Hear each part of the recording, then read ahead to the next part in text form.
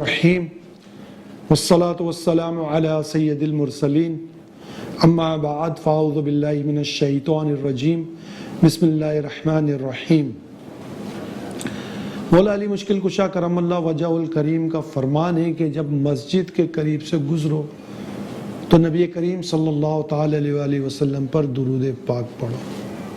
نبی رحمت شفیع امت صلی اللہ تعالی علیہ وسلم پر درود پاک پڑھنے کا معمول بنائیں، نہ صرف آپ بلکہ اپنے بچوں کو بھی اس کی تربیت دیں۔ آقا کریم صلی اللہ تعالی علیہ وسلم کی محبت ان کے دل میں پیدا کریں، کیونکہ آقا کریم صلی اللہ تعالی علیہ وسلم کی محبت اللہ عز و جل کی محبت ہے۔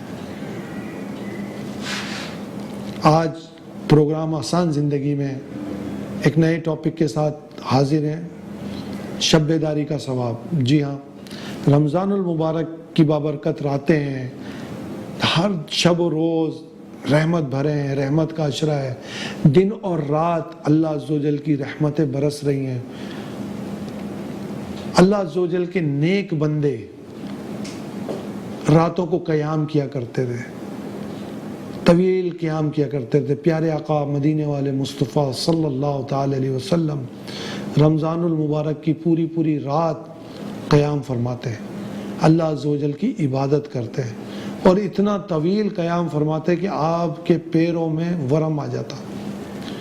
اللہ عز و جل نے آپ صلی اللہ تعالی علیہ وسلم سے فرمایا، محبوب صلی اللہ تعالی علیہ وسلم قیام کو تھوڑا کم کرو۔ اس کے اور دیگر ہمارے صحابہ رضی اللہ تعالیٰ عنہ مجمعین کی بھی یہی عادت کریمہ تھی کہ آپ بھی راتوں کو قیام فرماتے تھے۔ حضرت عمر فاروق رضی اللہ تعالیٰ عنہ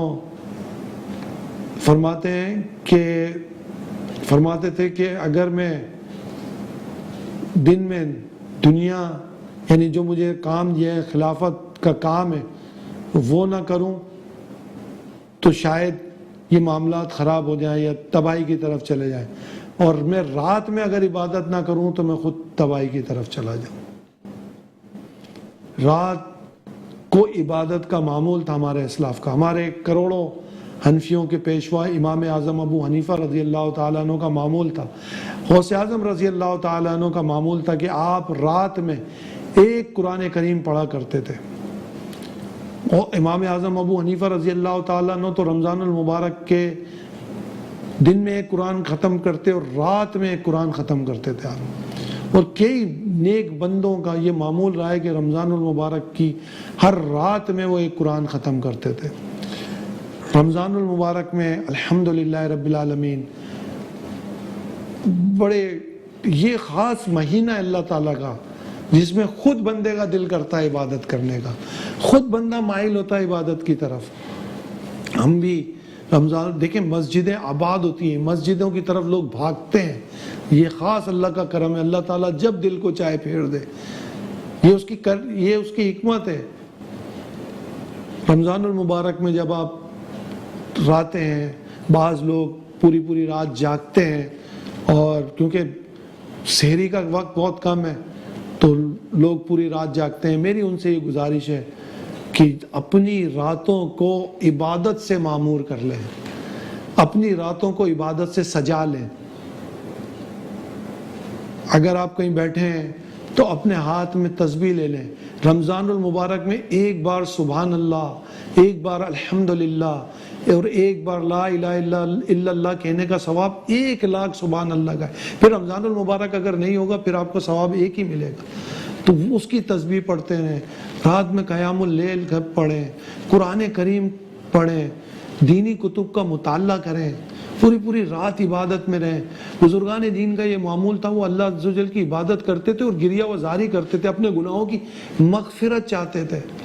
اللہ ایک خاص وقت ہوتا ہے جس میں اللہ تعالیٰ بندوں کے بڑا قریب ہوتا ہے، اور یہ وقت رات کے آخری پہر میں ہوتا ہے۔ اللہ تعالیٰ کی خاص رحمت نازل ہوتی ہے، اللہ تعالیٰ بندوں کے قریب ہوتا ہے۔ اب رات کا آخری وقت یہی تقریباً 3:30 4 بجے، اگر کوئی سونا چاہتا ہے، تہجد پڑھنے کے لیے سونا چاہتا ہے تو 1-2 گھنٹے آرام کر کے پھر اٹھ جائے۔ یہ پورے سال میں ایک مہینہ آتا ہے، عبادت کے لیے. اس کو جتنا زیادہ عبادت پہ گزاریں گے اتنا ہی زیادہ ثواب ملے گا. جو وقت گزر جائے گا وہ گزر جائے گا.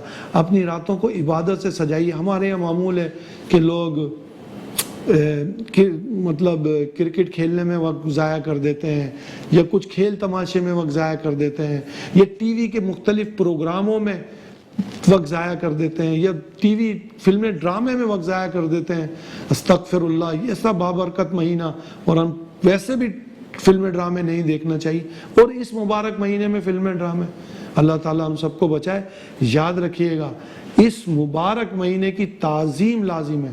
جہاں ثواب زیادہ ہے وہاں عطاب بھی زیادہ ہے, وہاں گناہ بھی زیادہ ہے. اگر آپ رات میں شب بیداری کر رہے ہیں تو عبادت کے لیے کریں, اللہ عز و جل کو راضی کرنے کے لیے کریں, اس کے بندوں کی خیر خواہی کے لیے کریں, اس کے بندوں کے لیے کام کریں, اپنی آخرت کے لیے کریں, نہ کہ اپنی آخرت خراب کرنے کے لیے کریں.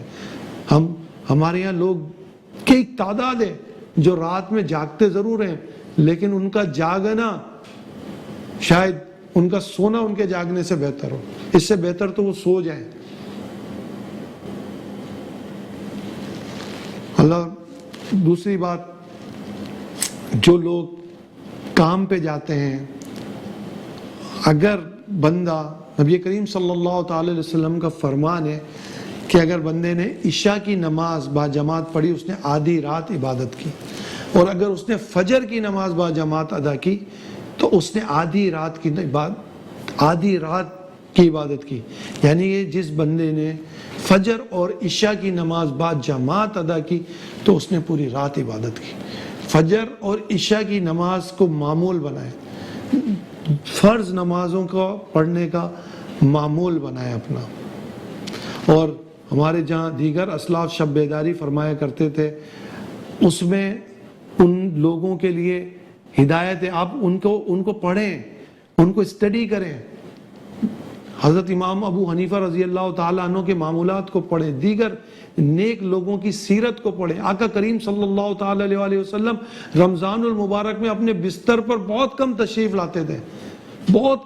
لاتے تھے. آپ دن اور رات اللہ تعالیٰ کی عبادت میں مصروف رہتے تھے. آپ اللہ کے محبوب ہیں اور امت کے لیے دعائیں فرمایا کرتے تھے. یاد رکھیے, نعمت کی قدر اس کی موجودگی میں کیجیے. نعمت چلی جائے گی تو پھر اس کا احساس بعد میں ہوتا ہے. جب رمضان جانے لگتا ہے تو لوگ آپ دیدہ ہو جاتے ہیں, لوگ رونے لگتے ہیں, ہائے ہم سے کچھ نہ ہو سکا, رمضان چلا گیا, ہم سے نہ عبادت ہوئی نہ ریاضت ہوئی, اور رمضان چلا گیا. اور اس حدیث کو بھی یاد رکھیے کہ جس نے وہ برباد ہو جائے کہ جس نے رمضان کو پایا اور اپنی مغفرت نہ کروا لے. تو اپنی مغفرت کے کام کیجئے, اپنی مغفرت کے ذرائع اختیار کیجئے. اللہ تعالی ہمیں ان تمام باتوں پر عمل کرنے کی توفیق عطا فرمائے. ہم اپنے پروگرام کے اندر ایک وظیفہ اور ایک طریقہ بتاتے ہیں.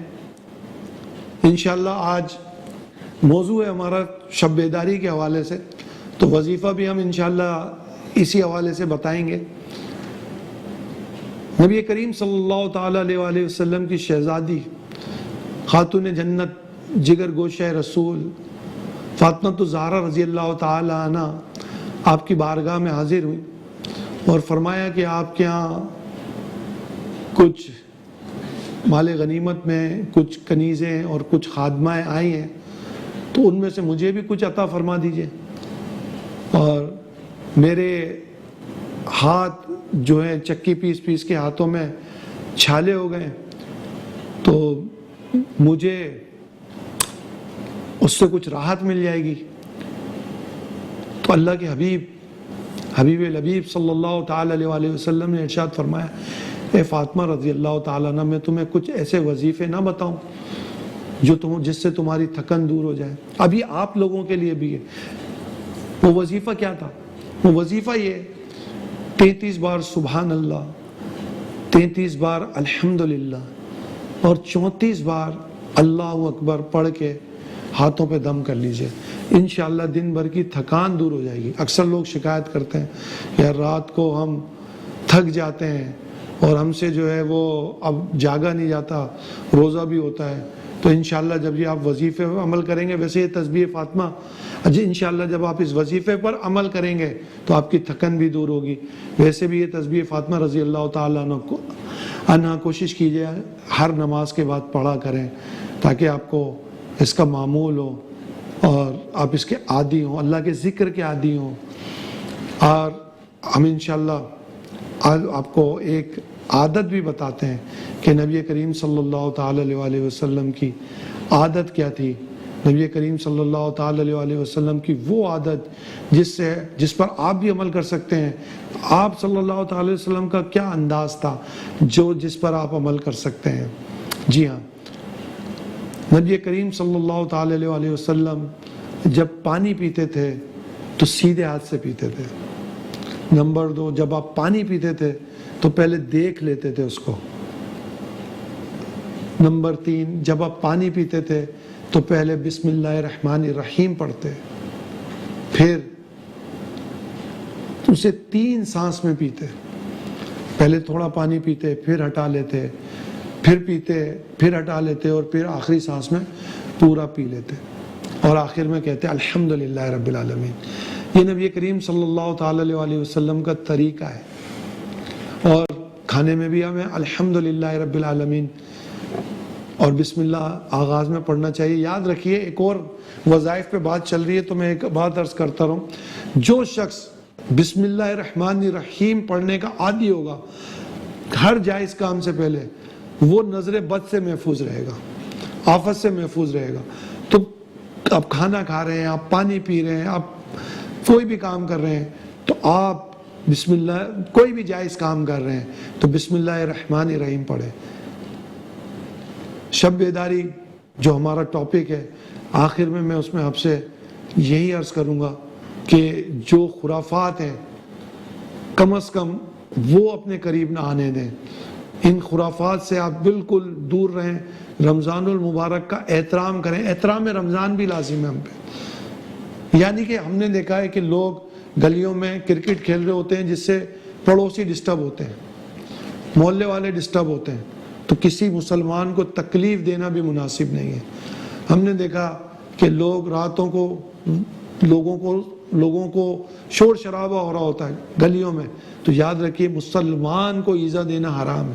تو آپ کی شب بیداری ایسی نہ ہو کہ جس سے لوگوں کو تکلیف ہو، آپ کی شب بیداری ایسی ہو کہ جس میں آپ اپنی آخرت بھی بنائیں، لوگوں کی آخرت بھی بنائیں، اور اللہ تعالیٰ ہم سب کو نیک اعمال کی توفیق عطا فرمائے۔ اور جب آپ شب بیداری کریں تو نیت کریں میرے آقا صلی اللہ تعالیٰ علیہ وسلم کس قدر شب بیداری کیا کرتے تھے۔ خاتون جنت جگر گوشہ رسول شب بیداری فرمایا کرتی تھی، اور پوری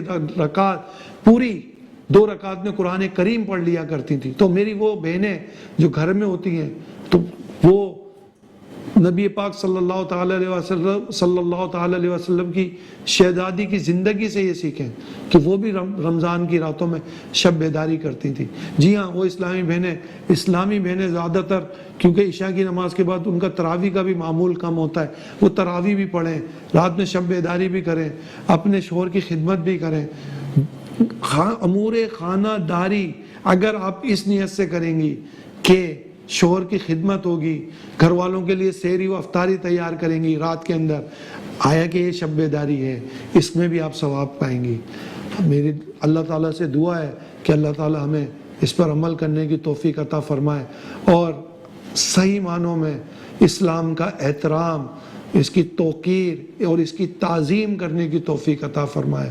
اللہ تعالیٰ ہمیں تمام اچھی باتوں پر عمل کی توفیق عطا فرمائے۔ آمین بجاہ النبی الامین صلی اللہ تعالیٰ علیہ وسلم۔